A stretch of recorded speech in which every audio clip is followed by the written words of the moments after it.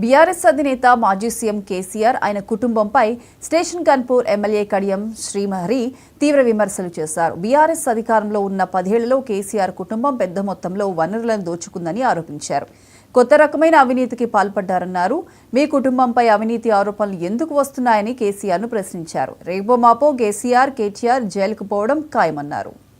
తెలంగాణ వనరులను కొల్లగొట్టి విధ్వంసానికి పాల్పడి కొత్త రకమైన అవినీతి అక్రమాలకు తెరలేపి ఇవాళ మేమే నిజాయితీపరులం అని మాట్లాడుతున్నారు. ఎలా మాట్లాడగలుగుతున్నారో నాకు అర్థం కావడం లేదు. నిజంగా ఓసారి ఆశ్చర్యం అనిపిస్తుంది. ఇవాళ కేసీఆర్ కుటుంబంలో, కల్వకుంట్ల కుటుంబంలో లిక్కర్ కేసులో ఇన్వాల్వ్ అయిందని చెప్పి, లిక్కర్ కేసులో కుంభకోణం జరిగిందని చెప్పి సాక్షాత్తు కేసీఆర్ బిడ్డ కవిత గారు ఢిల్లీలో తిహార్ జైల్లో ఎన్ని రోజులు ఉన్నదో మనందరికీ కూడా తెలుసు. అదేవిధంగా ఇవాళ కేటీఆర్ పైన ఫార్ములా ఈ కేసులో దాదాపు 55 కోట్ల రూపాయలు నిబంధనలను అతిక్రమించి మరి ఆ కంపెనీకి పే చేశారు.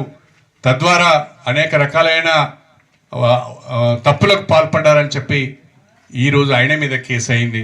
ఆయన కూడా రేపో మాపో జైలుకు పోయేటట్టున్నాడు. కాళేశ్వరం ప్రాజెక్టు విషయంలో కేసీఆర్, హరీష్ రావు గారు అనేక రకాలైన సాంకేతిక పరమైన ఇతరత్ర తప్పులు చేశారు. వాళ్ళను కూడా తప్పకుండా విచారించవలసిన అవసరం ఉంటుంది అని చెప్పి కమిషన్ ఘోష్ ఒకవైపు మాట్లాడుతున్నారు.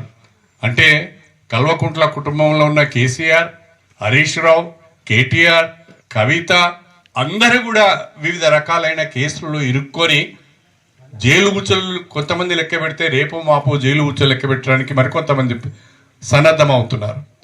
నేను అడుగుతున్నా, ఒక్క కేసీఆర్ కుటుంబం మీదనే ఇన్ని ఆరోపణలు ఎందుకు వస్తున్నాయి?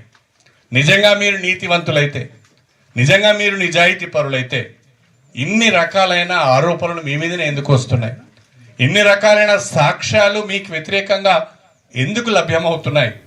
మీరు మంచి వాళ్ళైతే ఈ రకంగా ఎందుకు జరుగుతుంది?